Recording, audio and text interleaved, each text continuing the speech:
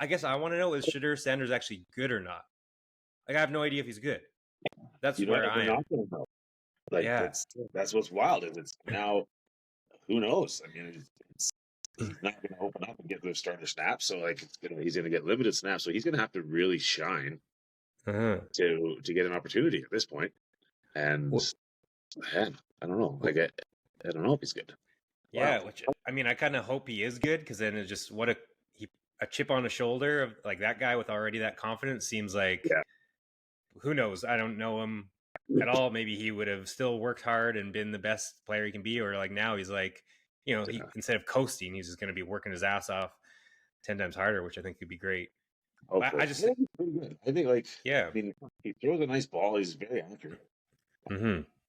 He's never played in front of a decent O line. Like he's had in Colorado, they had The worst. nobody before him. Mm-hmm. He was getting absolutely crushed all the time. They also put him in a good structure, and he's in a good offensive system with Stefanski. So I think he's actually going to be okay. But yeah, got to get a chance. It was interesting seeing all the sides. Like the one side is obviously it was giving sort of like shut up and dribble, the old GMs, white GMs being like, you're not telling us where you're going to go. But then it's like, well, Eli said where he was going to go. But then if Sanders is nothing as good as Eli, then he shouldn't be allowed to tell you where he's going to go.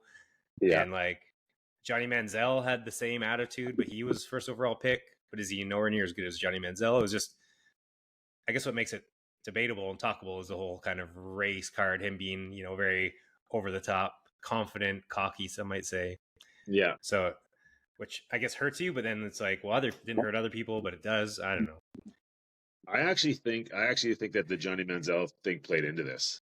I think teams learned their lesson from that. There's like, is it all hype? Can this translate? Like, do you want the distraction and everything else? And because he was such a lightning rod in college, and everyone knew there was a lot that went with it, but then an absolute bust. And I think teams learned from that, and there's like, you know what?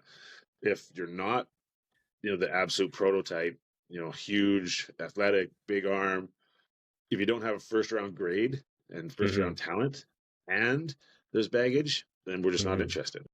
And I think the Manziel thing actually had a lot to play, or a part to play in this. Mm-hmm.